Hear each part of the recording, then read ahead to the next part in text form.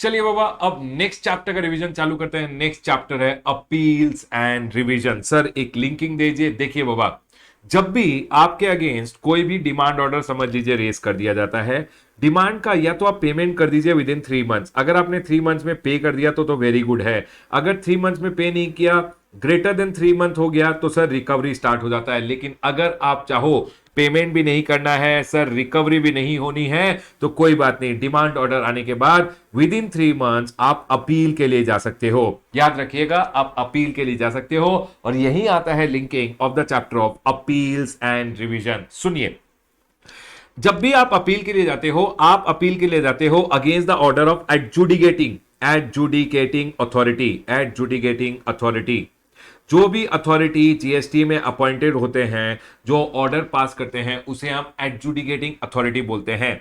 Adjudicating authority के order के against आप अब जब अपील में जाते हो, आप जाते हो अपेलेट अथॉरिटी के पास। ठीक है सर, पहला अपील आपका अपेलेट अथॉरिटी के पास जाता है। ठीक है, उसके बाद अपेलेट अथॉरिटी, उसके बाद सर और आगे जाना है अपील में, तो आप जाते हो अपेलेट ट्रिब्यूनल के पास। आप ट्रिब्यूनल के पास अपना अपील लेके जाते हो। ठीक है सर, अपीलेट ट्रिब्यूनल। अगर सर और आगे जाना है, सुनिए, अब अपीलेट ट्रिब्यूनल में एक state level, central level appellate tribunal होता है, एक स्टेट लेवल पे अपीलेट ट्रिब्यूनल होता है। सेंट्रल लेवल के अपीलेट ट्रिब्यूनल के अगेंस्ट अगर आप जाना चाहते हो तो आप डायरेक्टली सुप्रीम कोर्ट में जाते हो। और अगर स्टेट लेवल अपीलेट ट्रिब्यूनल के ऑर्डर के अगेंस्ट आप जाना चाहते हो तो पहले आपको हाई कोर्ट जाना पड़ता है और उसके बाद सुप्रीम कोर्ट जाना पड़ता है।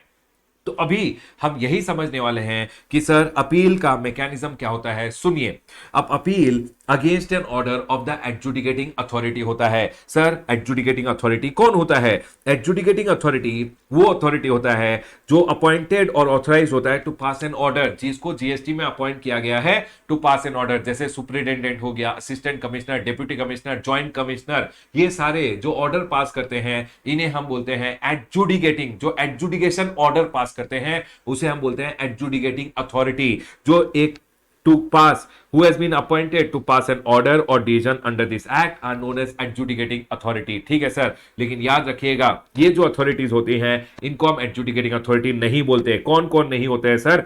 NAARC, देखिए NAARC, इनको हम एडजुडिकेटिंग अथॉरिटी नहीं बोलते हैं, इनके ऑर्डर को हम एडजुडिकेशन ऑर्डर नहीं बोलते हैं। तो सर एन की जगह CAARC कर लीजिएगा, क्योंकि नेशनल एंटी प्रॉफिटरिंग अथॉरिटी हुआ करता था पहले, अब कंपटीशन कमीशन ऑफ इंडिया आ गया है। ठीक है sir, A for AAR, appellate authority नहीं, advance ruling authority and appellate authority for advance ruling. ठीक है सर, उसके बाद A फॉर अपीलेट अथॉरिटी और अपीलेट ट्रिब्यूनल। ठीक है sir, R for revisionary authorities and C for CBIC। याद रखिएगा ये एडजुडिकेटिंग अथॉरिटीज नहीं होते हैं।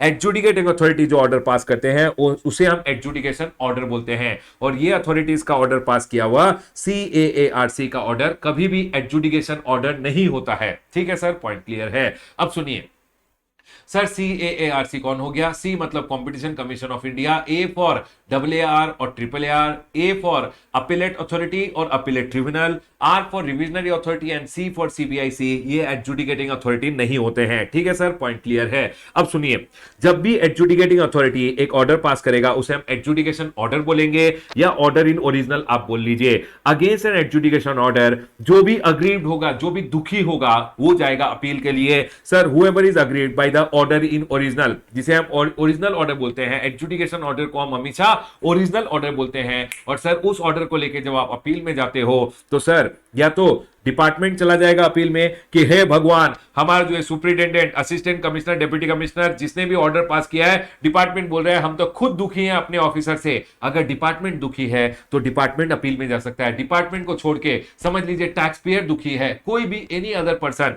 Who wants to go for an appeal, tax payer या टैक्सेबल पर्सन, वो भी अपील में जा सकता है। सर अगर आपको अपील में जाना है, याद रखिएगा आपके पास टाइम लिमिट होता है 3 मंथ्स प्लस 1 मंथ का डिले। अगर अपीलेट अथॉरिटी चाहे तो 1 मंथ का डिले वो कंडोन कर सकते हैं। ठीक है सर, आप अपील लेके जाओगे GST APL 01 में। सर किस में जाएंगे अपील लेके? GST APL 01 में।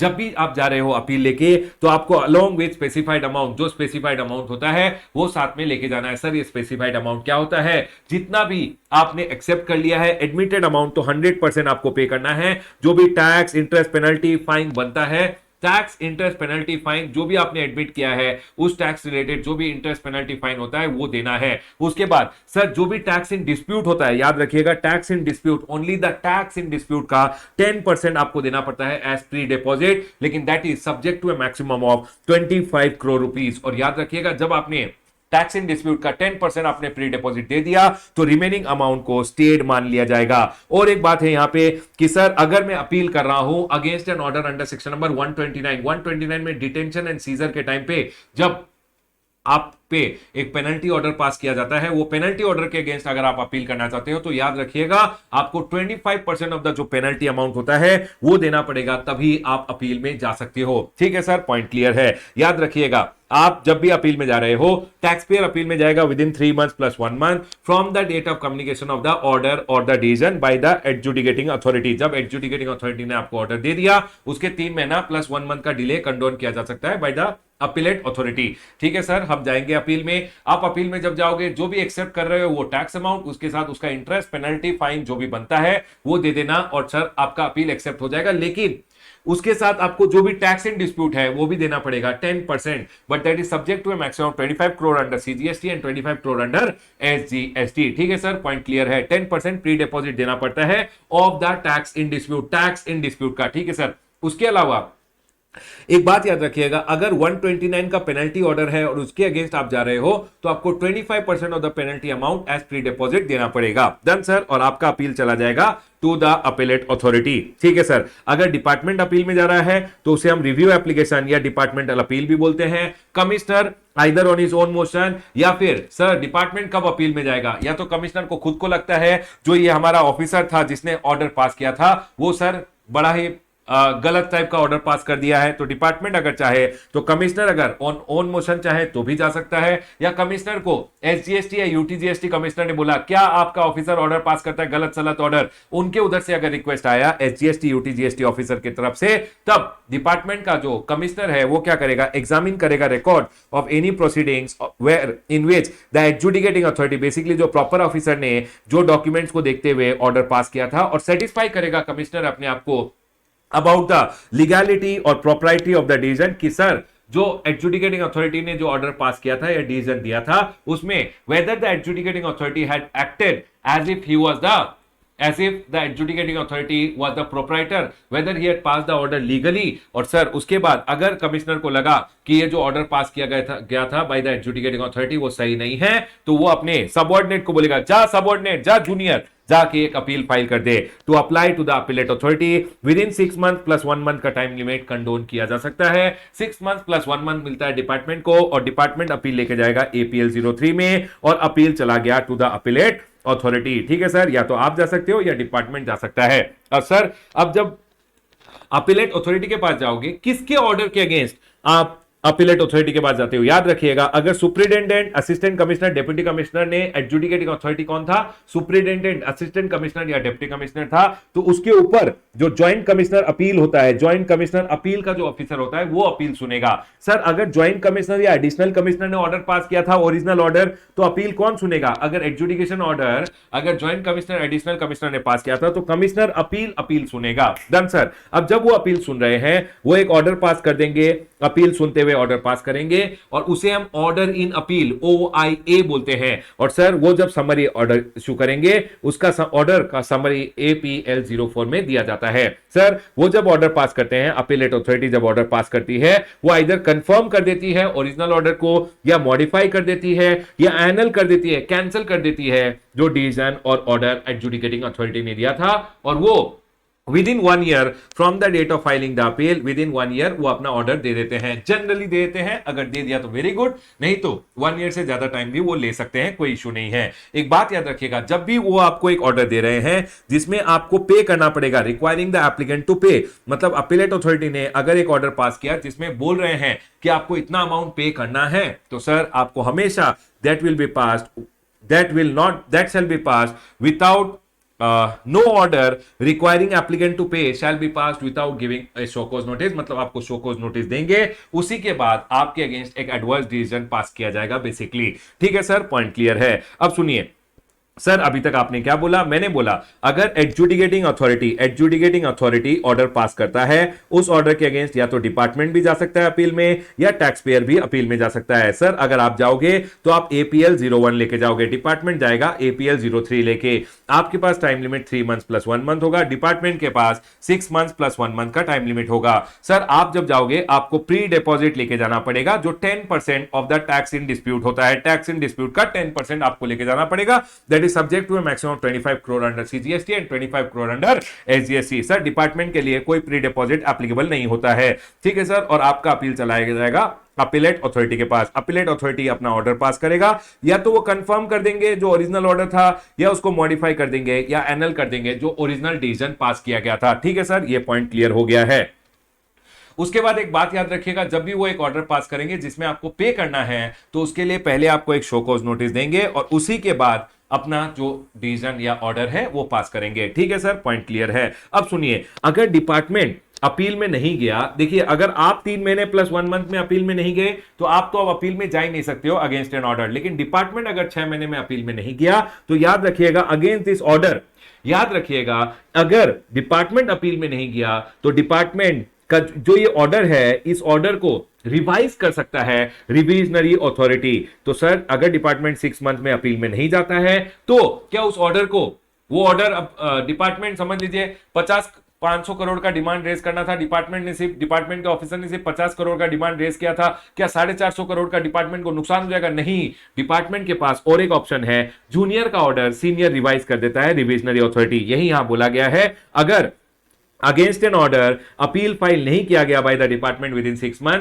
तो अब याद रखिएगा सेक्शन नंबर 108 रिविजनरी अथॉरिटी के बारे में बोलता है कि order pass by a junior basically subordinate officer below the revisionary authority, senior उसके ऑर्डर को रिवाइज कर सकता है। तो सर ये क्या बोला गया है समझ लीजिए, जूनियर सुपरिटेंडेंट है, असिस्टेंट कमिश्नर या डिप्टी कमिश्नर है, उसका सीनियर हो गया ज्वाइंट कमिश्नर या additional commissioner, joint commissioner additional commissioner revisionary authority बनके ऑर्डर को रिवाइज कर देगा कि जूनियर का ऑर्डर था, गलत सलत ऑर्डर पास किया था, सीनियर उस ऑर्डर को रिवाइज कर सकता है। तो डिपार्टमेंट अगर 6 मंथ प्लस 1 मंथ में अपील में नहीं गया तो जूनियर के ऑर्डर को सीनियर रिवाइज कर देगा। अगर ज्वाइंट कमिश्नर या एडिशनल कमिश्नर का ऑर्डर पास किया गया था तो उसका सीनियर हो गया प्रिंसिपल कमिश्नर या कमिश्नर, वो रिविजनरी अथॉरिटी बनते हुए बोलेगा चल ले क्या प्रोसीडिंग सारे देखता हूं मैं कि क्या घपला हुआ है, और वो ऑर्डर को रिवाइज कर सकते हैं। यही यहां बोला गया है कि revisionary authority on their own motion suo motu, commissioner को अगर खुद ब खुद लगता है, सीनियर को अगर खुद ब खुद लग रहा है कि कुछ घपला हुआ है, या फिर अपॉन इंफॉर्मेशन रिसीव उसे कुछ इंटेलिजेंस इंफॉर्मेशन मिला है,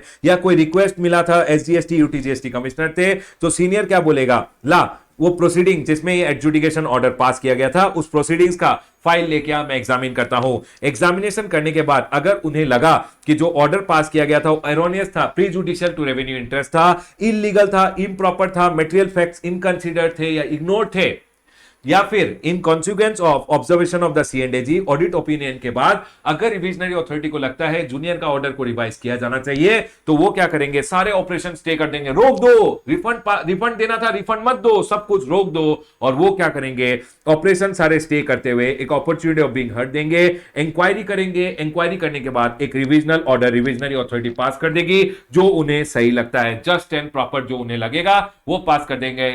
या तो वो समझ लीजिए डिमांड अमाउंट को बढ़ा देंगे, मॉडिफाई कर देंगे, एनल कर देंगे, कैंसिल कर देंगे ऑर्डर को, समझ लीजिए आपसे कुछ रिफंड आपको बनता था, रिफंड को कैंसिल कर देंगे, ये सब वो कर सकते हैं रिविजनरी अथॉरिटी, और एक रिविजनल ऑर्डर पास कर देंगे। याद रखिएगा अगर रिविजनरी अथॉरिटी ऑर्डर पास करती है, अगर रिविजनरी अथॉरिटी ऑर्डर पास करती है, अपीलेट अथॉरिटी ऑर्डर पास करती है, अगेंस्ट दिस ऑर्डर आप जब अपील में जाओगे तो अब आप अपीलेट ट्रिब्यूनल में जा सकते हो, आप अपीलेट ट्रिब्यूनल के पास जाओगे। डन सर, पॉइंट क्लियर है। सुनिए ठीक है, अब यहां जो एक ऑर्डर पास हुआ, अपीलेट अथॉरिटी ने ऑर्डर पास किया हो या रिविजनरी अथॉरिटी ने ऑर्डर पास किया हो, याद रखिएगा order is pass bye the appellate authority और रिविजनरी अथॉरिटी, उस ऑर्डर के अगेंस्ट चाहे आप अग्रीव्ड है एनी पर्सन या डिपार्टमेंट, चाहे एनी पर्सन अग्रीव्ड हो चाहे डिपार्टमेंट, याद रखिएगा जो भी अग्रीव्ड होगा वो against the order of the appellate authority और रिविजनरी अथॉरिटी अपीलेट ट्रिब्यूनल के पास जाएगा। डन सर, पॉइंट क्लियर है। लेकिन इसके पहले एक छोटा सा पॉइंट और है, वो बोल देता हूं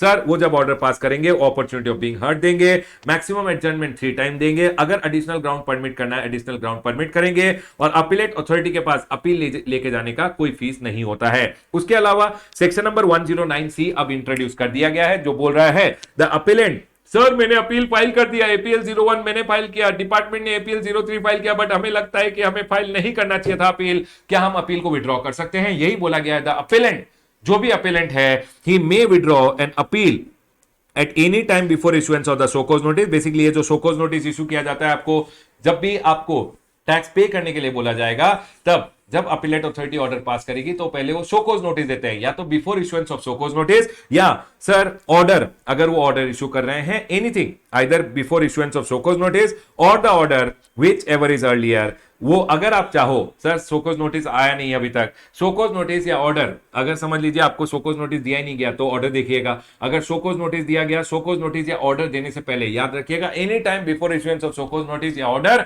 अगर आप चाहो तो आप एक एप्लीकेशन दे सकते हो APL 01W में, या डिपार्टमेंट चाहे तो APL 03W में, और सर अपना जो आपने अपील का एप्लीकेशन दिया था APL 01 या APL 03, आप अपील को विड्रॉ भी कर सकते हो।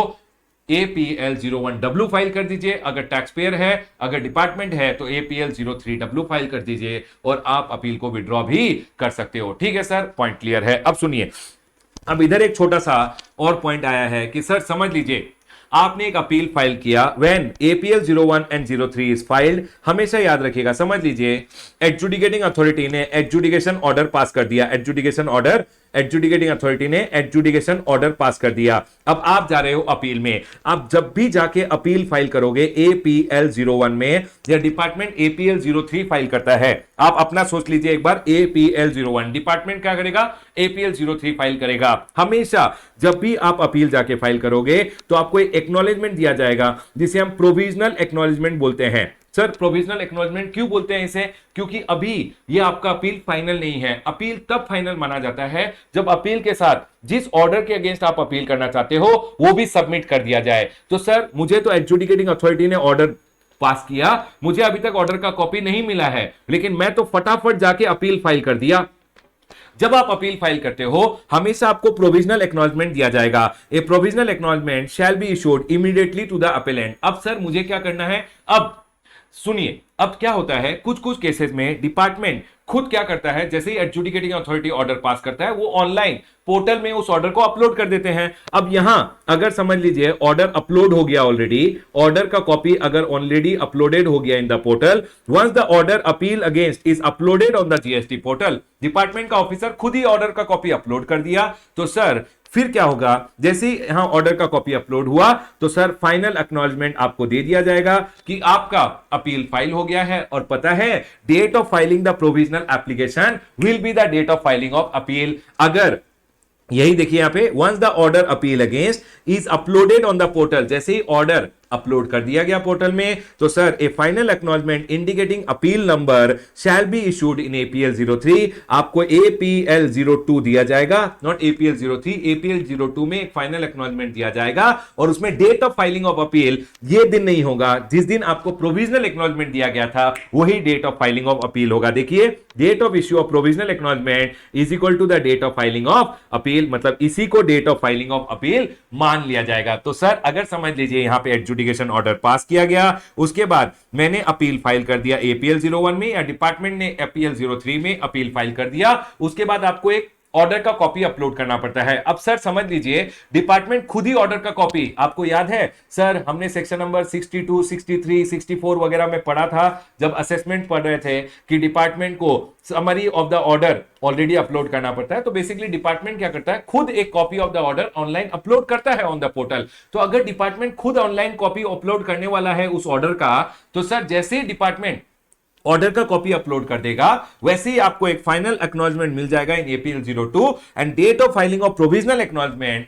डेट जिस दिन आपका प्रोविजनल एक्नॉलेजमेंट दिया गया था, जिस दिन आपने एपीएल 01 फाइल किया था, उसी दिन को मान लिया जाएगा as the date of filing of appeal. ठीक है सर, पॉइंट क्लियर है। लेकिन सर समझ लीजिए, मुझे एडजुडिकेटिंग अथॉरिटी ने एक ऑर्डर पास किया, एडजुडिकेटिंग अथॉरिटी ने ऑर्डर पास किया और मैं भाग के एपीएल 01 या डिपार्टमेंट एपीएल 03 में अपील लगा देते हैं। तो बेटा याद रखना, इधर आपको एक प्रोविजनल एक्नॉलेजमेंट दे दिया गया। अब सर अगर वो ऑर्डर ऐसा ऑर्डर है जिसके लिए डिपार्टमेंट कॉपी ऑनलाइन अपलोड नहीं करने वाला है ऑन द पोर्टल, तो मुझे 7 दिन का टाइम दिया जाएगा। अगर 7 डेज के अंदर मैंने अगर ऑर्डर कॉपी अपलोड कर दिया, ऑर्डर का कॉपी अगर अपलोड कर दिया with in 7 days of filing of जिस दिन मुझे प्रोविजनल एक्नॉलेजमेंट मिला था उसके 7 दिन में अगर मैंने ऑर्डर का कॉपी अपलोड कर दिया, तो डेट ऑफ फाइलिंग APL 02 मिल जाएगा मुझे, और इस एक्नॉलेजमेंट में date of filing of appeal दिया जाएगा डेट ऑफ प्रोविजनल एक्नॉलेजमेंट। यही यहां पे लिखा है कि सर अगर समझ लीजिए, if order is not uploaded on the portal, मतलब डिपार्टमेंट अगर अपलोड नहीं करता है, appellant shall submit a self certified copy of the order within 7 days of filing of APL 01 and 03।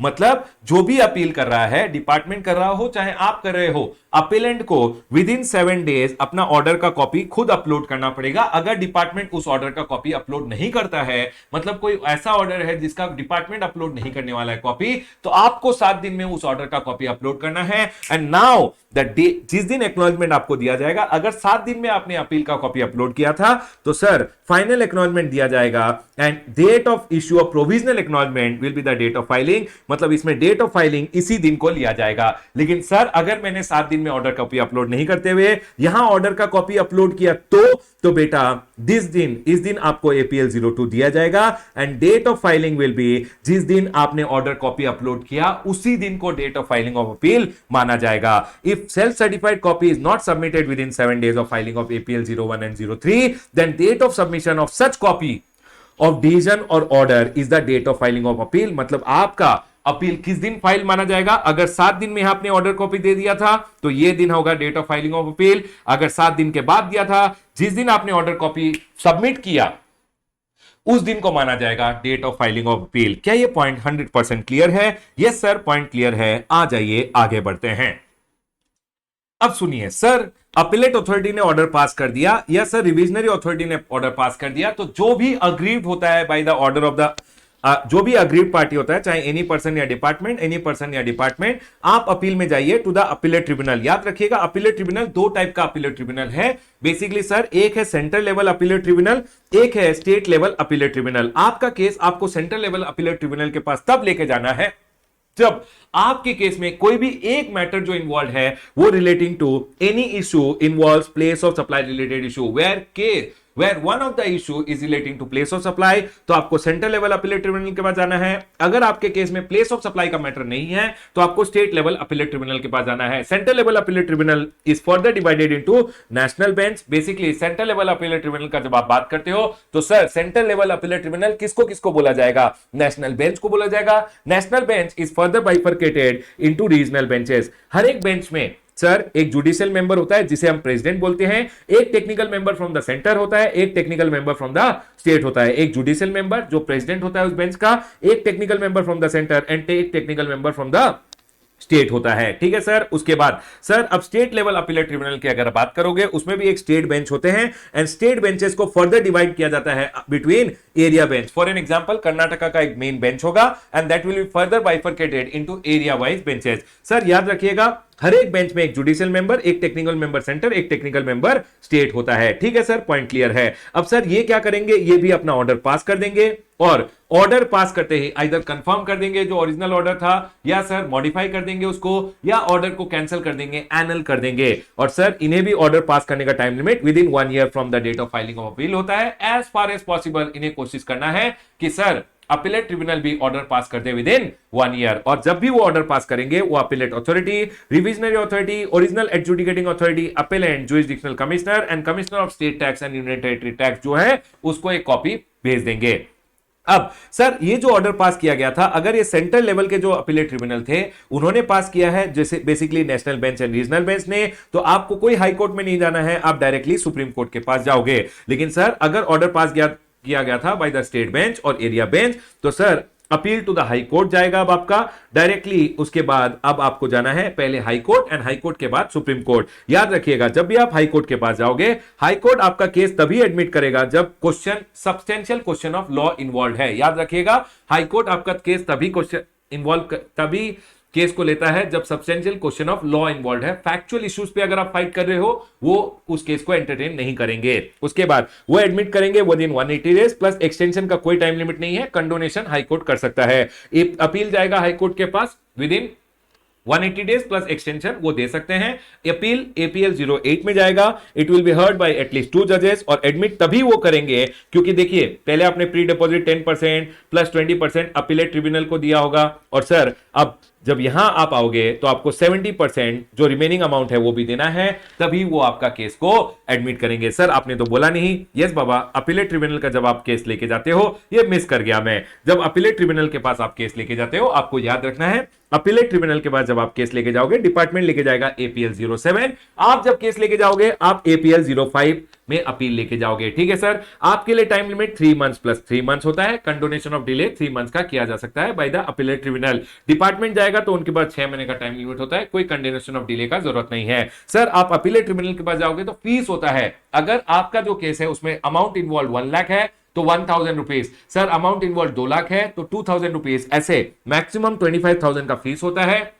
और सर आपने पहले तो प्री डिपॉजिट दिया था जो टैक्स इन डिस्प्यूट था उसका 10%। अब जब अपीलेट ट्रिब्यूनल के पास आप जाते हो तो आपको एडिशनल प्री डिपॉजिट देना पड़ता है which is 20% of the tax in dispute subject to a maximum of 50 crore rupees. Done sir, point clear है। तो टोटल प्री डिपॉजिट पहले आपने 10% दे दिया था, अब आपका 30% हो गया क्योंकि 20% और एडिशनल आपने दिया है। और सर अपीलेट ट्रिब्यूनल का डिस्क्रिप्शन होता है, वो अगर चाहे तो रिफ्यूज कर सकते हैं to admit an appeal where the amount is less than equal to 50,000 rupees. Done sir, point clear है। और सर अब जब आपका अपील चला गया अपीलेट ट्रिब्यूनल के पास, central level appellate tribunal, state level appellate tribunal जो भी है ऑर्डर पास कर देंगे। अब सर अगर स्टेट लेवल एरिया बेंच ने ऑर्डर पास किया है तो आप हाई कोर्ट में जाइए। हाई कोर्ट आपका केस तभी एडमिट करेगा जब सब्सटेंशियल क्वेश्चन ऑफ लॉ है, विद इन 180 डेज जाइएगा प्लस APL 08 में केस का एप्लीकेशन लेके जाइएगा। It will be heard bye 2 member और ये एडमिट करेंगे। प्री डिपॉजिट वगैरह नहीं चलेगा, सालों साल केस चल गया तो इसीलिए बोलते हैं पूरा का पूरा अमाउंट जो रिमेनिंग है वो दे दे, उसके बाद हम आपका केस ले लेंगे। Done sir. अब सर समझ लीजिए हाई कोर्ट के बाद मुझे सुप्रीम कोर्ट जाना है या directly national bench regional bench के बाद आप सुप्रीम कोर्ट जा रहे हो तो सर याद रखिएगा time limit to go to the supreme court is as per the code of civil procedure. Sir जो सिविल प्रोसीजर में बोला गया है उसी के हिसाब से CPC के हिसाब से टाइम लिमिट देखेंगे। और सर अब सुप्रीम कोर्ट तभी आपके केस को लेगा जब high court certifies the case to be a fit one for appeal to the supreme court. और ये भी तभी एडमिट करते हैं, समझ लीजिए आप डायरेक्टली यहां से यहां आए हैं तो ये एडमिट आपका केस तभी करेंगे जब आप पूरा का पूरा अमाउंट पे कर दोगे। Sir jurisdictional commissioner shall issue a statement in APL 04 indicating the final amount of demand which is confirmed by the High Court or Supreme Court। जब भी हाई कोर्ट और सुप्रीम कोर्ट का ऑर्डर आ जाएगा तो आपका jurisdictional कमिश्नर क्या करेगा, APL 04 पास करेगा और उसमें बताएगा कितना फाइनल अमाउंट पेएबल है। डन सर, पॉइंट क्लियर है। तो सर मैंने अभी तक आपको क्या बोला, मैंने अभी तक आपको बोला कि सर एक होता है adjudicating authority. Adjudicating authority adjudication order pass करता है। अगेंस्ट एडजुडिकेशन ऑर्डर जो भी अग्रीव्ड है, सर अगर आप अग्रीव्ड हो आप चले जाइए, डिपार्टमेंट अग्रीव्ड है डिपार्टमेंट चला जाएगा टू द अपीलेट अथॉरिटी। ठीक है सर, अगर डिपार्टमेंट 6 महीने में नहीं गया तो सर एडजुडिकेशन ऑर्डर को रिविजनरी अथॉरिटी रिवाइज कर देगा और एक रिविजनल ऑर्डर पास कर देगा। ये भी ऑर्डर पास करते हैं और अगर आप डिपार्टमेंट 6 महीने में नहीं गया तो रिविजनरी अथॉरिटी रिवाइज कर सकता है। रिविजनल ये जो ऑर्डर्स हैं इन दोनों ऑर्डर्स के अगेंस्ट आप जा सकते हो अपीलेट ट्रिब्यूनल के पास। Appellate tribunal central level, state level. State level के लिए आप हाई कोर्ट जाइए, उसके बाद आप सुप्रीम कोर्ट जाइए और इसके लिए डायरेक्टली आप सुप्रीम कोर्ट के पास जाते हो। डन सर, पॉइंट क्लियर है। चलिए अब एक काम करते हैं, ऊपर से क्विकली एक बार कैप्चर करते हुए आते हैं जो जो पॉइंट्स बचे हुए हैं। याद रखिएगा कुछ कुछ ऑर्डर सेक्शन नंबर 121 में बोले गए हैं जिनके लिए आप अपील फाइल कर ही नहीं सकते, जिन्हें हम नॉन अपीलेबल ऑर्डर या जिसका कोई रिविजन भी पॉसिबल नहीं है। नंबर 1, जिस ऑर्डर्स के against SSIT you just have to sit, चुपचाप बैठ जाइए। एस मतलब sir sanction order, prosecution sanction order जो होते हैं, S for sanction, prosecution sanction order. जब कमिश्नर आपके लिए आपके अगेंस्ट एक प्रोसिक्यूशन सैंक्शन ऑर्डर पास कर देता है कि लेके जाओ इसे जेल में, तो prosecution sanction orders are non appealable. उसके बाद सीजर और detention of books, document and register का ऑर्डर। सीजर ऑर्डर जो होता है वो कभी भी अपीलेबल नहीं होता। उसके बाद आई फॉर इंस्टॉलमेंट फैसिलिटी का रिजेक्शन ऑर्डर, जो सेक्शन नंबर 80 में जो आई फॉर इंस्टॉलमेंट, आप याद रखिएगा सेक्शन नंबर, एग्जाम में इंस्टॉलमेंट मत लिख के आइएगा, एग्जाम में लिख के आइएगा सेक्शन नंबर 80 के अंडर जो ऑर्डर पास होता है। बेसिकली अगर याद नहीं रहा तो लिख देना, इंस्टॉलमेंट रिजेक्शन का जो ऑर्डर होता है those are also non appealable. And T for case transfer order, T for transfer order, आपका केस एक जगह से दूसरी जगह ट्रांसफर कर दिया गया था, case transfer orders are non appealable. Done sir, point clear है। जब भी आप अपील में जाते हो तो आप अपील में अपने ऑथराइज रिप्रेजेंटेटिव को भेज सकते हो। तो सर ऑथराइज रिप्रेजेंटेटिव कौन कौन हो सकता है? एलिजिबल पर्सन होते हैं आपका रिलेटिव, आपका regular employee, practising advocate, practising CS, CS, CMA, GST practitioner या retired tax officer of the commercial tax department, वो भी हो सकता है योर ऑथराइज रिप्रेजेंटेटिव। कौन कौन ऑथराइज रिप्रेजेंटेटिव नहीं हो सकता?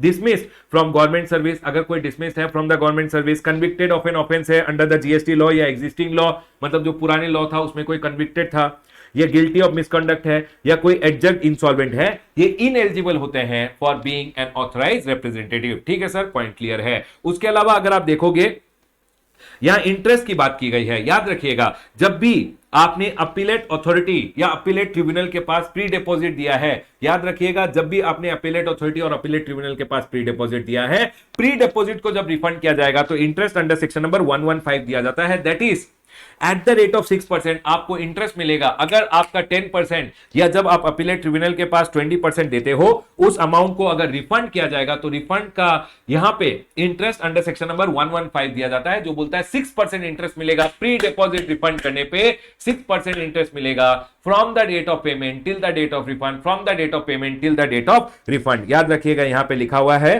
From the date of payment till the date of refund. ठीक है सर, और यहां पे भी मैंने अंडर सेक्शन नंबर 115 बोला है, मतलब जब आपको प्री डिपॉजिट रिफंड होता है because of the appellate tribunal का ऑर्डर भी, तो भी आपको from the date of payment of pre deposit till the date of refund आपको इंटरेस्ट मिलेगा एट द रेट ऑफ 6%। लेकिन सर अगर हाई कोर्ट या सुप्रीम कोर्ट के ऑर्डर के कारण जो मैंने पूरा का पूरा अमाउंट पे कर दिया था उसका रिफंड मिल रहा है, क्योंकि हाई कोर्ट और सुप्रीम कोर्ट तो आपका ऑर्डर तभी आपका अपील एक्सेप्ट करता है जब आपने पूरा अमाउंट दे दिया है। तो अगर सर मैंने पूरा अमाउंट दे दिया, उसके बाद हाई कोर्ट और सुप्रीम कोर्ट का ऑर्डर आया 10 साल के बाद, और सर अब मैं केस जीत चुका हूं, तो बेटा याद रखना जैसे ही उनका ऑर्डर आ गया हाई कोर्ट या सुप्रीम कोर्ट का, उसके बाद अगर आपको रिफंड बनता है तो पहले आपको रिफंड का एप्लीकेशन देना है। रिफंड एप्लीकेशन के 60 दिन में अगर उन्होंने रिफंड दे दिया तो आपको इंटरेस्ट नहीं मिलेगा, लेकिन 60 दिन में अगर पैसा नहीं दिया तो आपको इंटरेस्ट मिलता है at the rate of 6% after the expiry of 60 days. ये जो इंटरेस्ट है ये यहां बोला हुआ है इंटरेस्ट अंडर सेक्शन नंबर 56 दिया जाएगा, not under section number 115। Done sir, point clear है, बहुत इंपॉर्टेंट है, ध्यान रखिएगा। जब भी आपने प्री डिपॉजिट दिया है सर अपीलेट अथॉरिटी को या अपीलेट ट्रिब्यूनल को, प्री डिपॉजिट का जब भी रिफंड दिया जाता है from the date of payment till the date of refund आपको इंटरेस्ट मिलता है एट द रेट ऑफ 6%। लेकिन हाई कोर्ट और सुप्रीम कोर्ट के ऑर्डर के अगेंस्ट अगर आपको रिफंड दिया जा रहा है तो जिस दिन ऑर्डर आया उसके बाद आप एप्लीकेशन फाइल कीजिए, एप्लीकेशन फॉर रिफंड फाइल करोगे, 60 दिन में अगर आपका पैसा दे दिया गया तो इंटरेस्ट नहीं दिया जाएगा। अगर 60 दिन में आपका पैसा नहीं दिया गया, 60 दिन के बाद से 61st डे से आपको इंटरेस्ट मिलेगा at the rate of 6% under section number 56। Done sir, point clear है। उसके अलावा अगर आप नीचे आओगे, इधर एक छोटा सा point memorandum of cross objection लिखा हुआ है। समझ लीजिए मैं अपीलेट ट्रिब्यूनल के पास अपील लेके जाता हूं तो डिपार्टमेंट को एक मौका मिलेगा कि वो एक memorandum of cross objection file करे। बेसिकली जो भी ऑपोजिशन पार्टी होता है, इस केस में जो भी अपील लेके जाएगा उसके ऑपोजिट वाले पार्टी को memorandum of cross objection file करने का एक मौका दिया जाता है। It is to be filed by the party against whom the appeal has been preferred, basically by the respondent. ये memorandum of cross objection within 45 days plus 45 days जाएगा, and इसका सर ये जाता है इन APL 06 GST APL 06, और इसका कोई filing का फीस नहीं होता है। उसके बाद सर जब भी अपील सुना जाता है अपीलेट ट्रिब्यूनल में, सारे अपीलेट ट्रिब्यूनल में एक जुडिशियल मेंबर होता है जो प्रेसिडेंट होता है, एक टेक्निकल मेंबर सेंटर, एक टेक्निकल मेंबर स्टेट होता है। समझ लीजिए एक मेंबर अगर प्रेजेंट नहीं हुआ तो बेटा याद रखना, ये देखिए मैंने यहां पे लिखा है कि सर अगर समझ लीजिए एक मेंबर नहीं आया इन एनी बेंच, समझ लीजिए ये नेशनल बेंच है या रीजनल बेंच है या स्टेट बेंच है या एरिया बेंच है, कोई भी बेंच में आपका जहां केस चल रहा है, अगर एक मेंबर समझ लीजिए नहीं आया, any member is absent in any bench, any appeal with president approval can be heard by a bench of 2 members also। 2 member भी आपका केस सुन सकते हैं with president approval। लेकिन सर समझ लीजिए एक बेंच में 2 मेंबर नहीं आए, तो any appeal involving case amount up to any appeal involving amount up to 5 lakh and not involving question of law with president approval can be heard by a bench of single member also. मतलब अगर 2 member नहीं आए, सिर्फ एक member आया है, तो president approval लीजिए, amount involve up to 5 lakh है, not involving question of law है, तो एक मेंबर भी क्वेश्चन आपका अपील सुन सकता है। डन सर, पॉइंट क्लियर है। सर अगर अपीलेट ट्रिब्यूनल ने एक ऑर्डर पास किया और उसमें कोई रेक्टिफिकेशन ऑफ मिस्टेक है अपरेंट ऑन द फेस, याद रखिएगा अपीलेट ट्रिब्यूनल में amend an order to rectify mistake apparent within a period of 3 months from the date of order. जिस दिन ऑर्डर पास किया अगर कोई अपरेंट मिस्टेक था तो अपीलेट ट्रिब्यूनल करेक्ट कर सकते हैं अपने मिस्टेक को within 3 months from the date of order. याद रखिएगा जब भी रेक्टिफिकेशन वगैरह किया जाता है, अगर कोई एडवर्स या डिसीजन है या कोई भी मेरा लायबिलिटी वगैरह बढ़ रहा है तो मुझे एक अपॉर्चुनिटी ऑफ बीइंग हर्ड तो दिया जाएगा।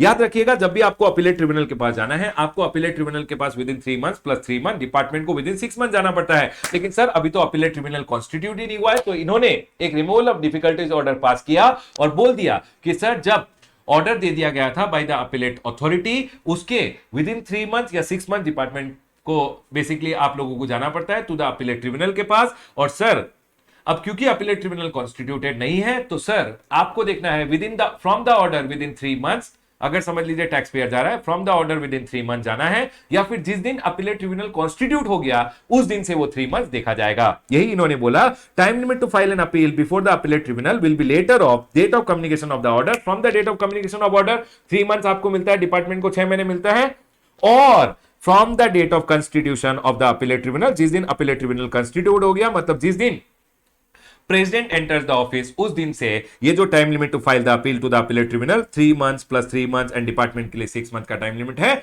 ये देखा जाएगा। डन सर, पॉइंट क्लियर है। उसके अलावा यहां लिखा हुआ है कि सर अपीलेट ट्रिब्यूनल का पावर क्या होता है। अपीलेट ट्रिब्यूनल का वही पावर होता है जो एक सिविल कोर्ट का पावर होता है, summoning and enforcing the attendance of any person, examining him on oath, कसम खा बेटा, कसम खिला सकता है आपसे, ठीक है, खिलवा सकता है, requiring the discovery and production of document, receiving evidences on affidavit, issuing commission orders वगैरह इशू कर सकता है फॉर एग्जामिनेशन ऑफ विटनेस और document, and dismissing a representation for default. आप नहीं गए तो आपका जो रिप्रेजेंटेशन है उसको डिसमिस भी कर सकता है, या एक्स पार्टे भी ऑर्डर पास कर सकता है, deciding it ex parte. Sir क्या appellate authority, appellate tribunal additional evidences accept कर सकता है? बेटा एक बात याद रखना, एडजुडिकेटिंग अथॉरिटी को जो आपने एविडेंसेस दिए थे वही एविडेंसेस अपीलेट अथॉरिटी और अपीलेट ट्रिब्यूनल रखते हैं। लेकिन सर क्या अपीलेट अथॉरिटी और अपीलेट ट्रिब्यूनल एडिशनल एविडेंसेस ले सकते हैं मुझसे? हां, अगर एडजुडिकेटिंग अथॉरिटी या अपीलेट अथॉरिटी ने रिफ्यूज कर दिया था to admit the evidences which they ought to have been admitted, जो उन्हें एडमिट करना चाहिए था उन्होंने एडमिट नहीं किए थे, तो आप बोलिए अपीलेट ट्रिब्यूनल को या अपीलेट अथॉरिटी को, सर ये जो एडजुडिकेटिंग अथॉरिटी था उसने मैंने यहां पे ये एविडेंस दिया था उसने नहीं लिया था, उसे लेना चाहिए था सर, लेकिन उसने रिफ्यूज कर दिया था, तो कोई बात नहीं, अपीलेट अथॉरिटी या अपीलेट ट्रिब्यूनल आपका एडिशनल एविडेंस ले सकते हैं। Where the appellant was prevented by sufficient cause from producing the evidence which were called upon by the appellate authority और एडजुडिकेटिंग अथॉरिटी। सर मैं दे नहीं सका सर, उन्होंने मांगा था मुझसे एविडेंस, लेकिन सर उस समय कोविड हो गया था, मैं नहीं दे सका। कोई बात नहीं, अब अगर आप चाहो तो अपीलेट अथॉरिटी या अपीलेट ट्रिब्यूनल को एडिशनल एविडेंस दे दीजिए। या फिर where the appellant was prevented by sufficient cause from producing, देखिए जो ब्लैक है इसको छोड़िए एक बार, अब यहां से पढ़िए। Sir he was prevented by sufficient cause, जो एविडेंस उससे मांगे गए थे या जो एविडेंस रेलेवेंट थे to any grounds of appeal आप नहीं दे सके क्योंकि सर मेरी तबीयत खराब हो गई थी सर, कुछ सफिशिएंट कॉज आप बता दीजिए, और वो जो अपीलेट अथॉरिटी और अपीलेट ट्रिब्यूनल है वो आपके एडिशनल एविडेंस को ले लेंगे। वेयर द एडजुडिकेटिंग अथॉरिटी, ए मतलब एडजुडिकेटिंग अथॉरिटी और appellate authority had made an order without giving sufficient opportunity, sir मुझे तो अपॉर्चुनिटी नहीं दिया to adduce additional evidence relevant to the ground of appeal, sir मुझे मौका ही नहीं दिया, तो कोई बात नहीं, अपीलेट अथॉरिटी या अपीलेट ट्रिब्यूनल के पास आप एडिशनल एविडेंस लेके जाइए, वो आपको मौका दे देंगे। डन सर, पॉइंट क्लियर है। उसके बाद एक बात याद रखिएगा, रिविजनरी अथॉरिटी कब कब आपके केस को हाथ नहीं लगाएगी, ये बोल रहे हैं, revisional authority shall not revise an order if appeal already filed before the appellate authority, appellate tribunal, high court और सुप्रीम कोर्ट। अगर समझ लीजिए आप अपील के रूट में ऑलरेडी जा चुके हो तो रिविजनरी अथॉरिटी आपके केस को हाथ नहीं लगाएगी। लेकिन अगर अपील वाले रूट में कोई पॉइंट ऐसा था जिसको टच अपॉन नहीं किया गया था, तो उस पॉइंट को रिविजनरी अथॉरिटी टच करते हुए रिवीजन कर सकते हैं।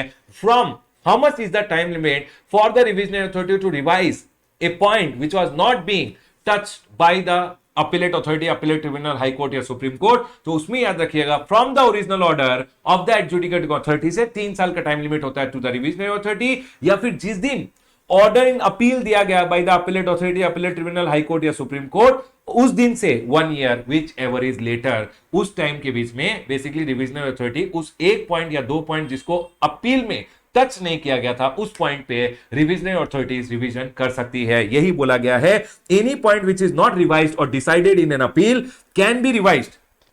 Any point which is not raised और which is not decided in an appeal, उस पॉइंट पे बेसिकली ये बोल रहे हैं रिविजनल अथॉरिटी रिवीजन कर सकती है before the expiry of 1 year from the order in appeal. जो appellate authority, appellate tribunal, high court या सुप्रीम कोर्ट ने ऑर्डर पास किया उससे 1 साल देखा जाएगा, या 3 years from the original order, order in original से 3 इयर्स देखा जाएगा विच एवर इज लेटर। और तब तक जिस पॉइंट को यहां पे रेज नहीं किया गया था अपील में, या जिस पॉइंट पे डिसीजन अपील में नहीं लिया गया था, basically which was not decided in appeal, उसका रिवीजन रिविजनरी अथॉरिटी कर सकती है। उसके बाद रिविजनरी अथॉरिटी 6 महीने तक एक केस को हाथ नहीं लगा सकती, क्योंकि 6 महीने तक अपीलेट अथॉरिटी के पास टाइम लिमिट होता है जाने का, या फिर 3 ईयर अगर पास हो गए, 3 इयर्स एक्सपायर हो गए, तो उसके बाद रिविजनरी अथॉरिटी भी कुछ नहीं कर सकती है। या तो 6 महीने के बाद रिविजनरी अथॉरिटी हाथ लगाएगी, 3 साल तक हाथ लगाएगी। लेकिन अगर 3 साल खत्म हो गए या 6 महीने अभी तक खत्म नहीं हुए हैं, तो याद रखिएगा रिविजनरी अथॉरिटी 6 महीने अगर खत्म नहीं हुए हैं तो डिपार्टमेंटल अपील लेके जा सकता है, रिविजनरी अथॉरिटी हाथ नहीं लगाएगी। 6 महीने खत्म हो गए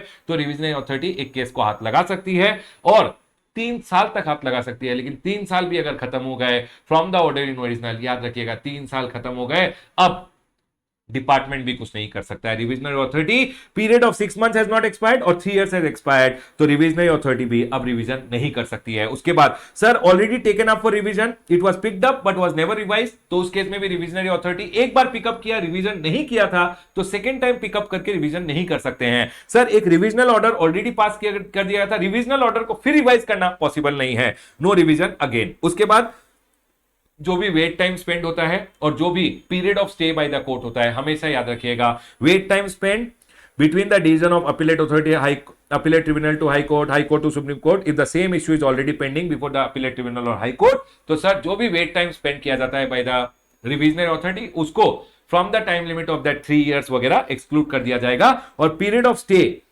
बाय द कोर्ट और high court, sir, if stay period by the court or appellate tribunal is stayed, then it shall always be जो भी स्टे पीरियड होता है, बेसिकली जो भी कोर्ट वगैरह ने स्टे अगर कोई लगा दिया है, उस स्टे पीरियड को भी एक्सक्लूड कर दिया जाएगा when you are seeing this 3 years का टाइम लिमिट, क्योंकि मैक्सिमम रिविजनरी अथॉरिटी भी रिवाइज कर सकता है विद इन 3 इयर्स ओनली, 6 महीने के बाद, और 3 साल तक रिविजनरी अथॉरिटी रिवाइज कर सकता है। तो सर वो 3 साल के पीरियड में अगर कोई कोर्ट का स्टे था या कोई भी वेट टाइम जो स्पेंड किया गया था, उसको हमेशा एक्सक्लूड करते हुए चलेंगे।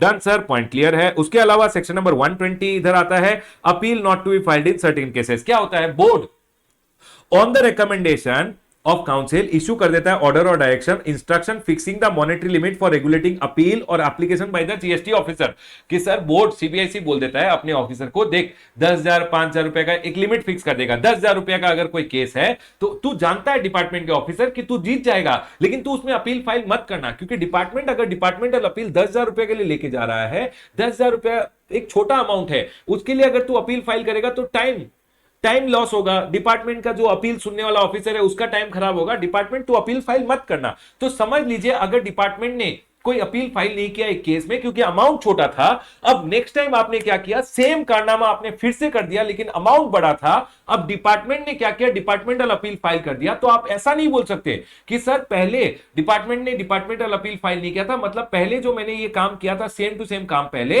तो डिपार्टमेंट ने अपील फाइल नहीं किया था, तो डिपार्टमेंट ने तो एक्सेप्ट कर लिया था, डिपार्टमेंट ने तो एक्सेप्ट कर लिया था कि जो मैंने किया वो सही था, अब डिपार्टमेंट अपील फाइल नहीं कर सकता, आप ऐसा कंटेंट नहीं कर सकते। और यही यहां पे सेक्शन नंबर 120 में बोला गया है। पहले डिपार्टमेंट ने अपील इसलिए फाइल नहीं किया था क्योंकि मॉनेटरी लिमिट कम था, अब डिपार्टमेंट अपील इसलिए फाइल कर रहा है क्योंकि मॉनेटरी लिमिट ज्यादा है। आप ऐसा नहीं बोल सकते कि डिपार्टमेंट का ऑफिसर ने पहले अपील फाइल नहीं किया था तो डिपार्टमेंट के ऑफिसर ने उस इश्यू को एक्सेप्ट कर लिया था कि हां ये तो सही कर रहा है एसएससी, इसीलिए मैं अपील फाइल नहीं कर रहा हूं, ऐसा नहीं है। Non filing of appeal due to such limit, जो मॉनेटरी लिमिट फिक्स किया गया, shall not preclude an officer from filing an appeal involving same और सिमिलर इश्यू और क्वेश्चन ऑफ लॉ। कि सर ऑफिसर अब इस केस में एक बार अपील जो फाइल नहीं किया क्योंकि मॉनेटरी लिमिट कम था, नेक्स्ट टाइम सेम इश्यू के लिए अपील फाइल ही नहीं कर सकता, ऐसा प्रीक्लूड नहीं किया जा सकता। No person shall contend that the officer had consented. अरे ऑफिसर, तूने पिछली बार तो अपील फाइल नहीं किया था, मतलब तूने कंसेंट किया था कि जो consented to the disputed issue by not filing an appeal और एप्लीकेशन। मतलब आपने पिछली बार जो अपील फाइल नहीं किया था तो आपने तो कंसेंट दे दिया था कि जो मैं कर रहा हूं सही है। ऐसा नहीं है, डिपार्टमेंट ने पिछली बार अपील इसलिए फाइल नहीं किया था क्योंकि मॉनेटरी लिमिट कम था, अब अपील फाइल कर रहे हैं क्योंकि हो सकता है सिमिलर इशू में मॉनेटरी लिमिट ज्यादा है और कोई रोक नहीं सकता डिपार्टमेंट को from filing an appeal in the similar issue और similar question of law. Done sir, point clear है। क्लोज करूंगा अपना complete revision on appeals and revision. Sir कैसा चैप्टर है? बी ग्रेडेड चैप्टर इसको बोलूंगा। 2 से 4 मार्क का question is something which you can expect out of this chapter. एक सेक्शन नंबर 121 कि सर कौन सा अपीलेबल ऑर्डर्स नहीं होता, सर कौन आपका ऑथराइज रिप्रेजेंटेटिव हो सकता है, 1 मार्क 2 मार्क का एमसीक्यू पूछ ले। प्री डिपॉजिट बहुत इंटरेस्टिंग एरिया है इनका, प्री डिपॉजिट के ऊपर क्वेश्चन पूछ लेते हैं। उसके अलावा हो सकता है ये जो अमेंडमेंट वाला पॉइंट है इसके ऊपर छोटा सा एक 2 मार्क का एमसीक्यू पूछ ले, ध्यान रखिएगा। ये पूछ सकते हैं सर कौन कौन रिविजनरी अथॉरिटी होता है, कौन कौन अपीलेट अथॉरिटी होता है। कभी कभी रिविजनरी अथॉरिटी के ऊपर एक छोटा सा नोट पूछ लेते हैं, याद रखिएगा। उसके अलावा सर कब कब रिविजनरी अथॉरिटी रिवाइज नहीं कर सकती ऑर्डर को, सर 1 मार्क 2 मार्क का एमसीक्यूज आजकल कहीं से भी पूछा जा सकता है, तो ध्यान रखिएगा इस चैप्टर में। बाकी इस चैप्टर से मुझे लगता है 2 से 4 मार्क समथिंग मैक्सिमम पूछ सकते हैं, लेकिन छोटा मोटा क्वेश्चन तो आएगा ही आएगा। क्लोज करूंगा अपना complete revision on the chapter of appeals and revision.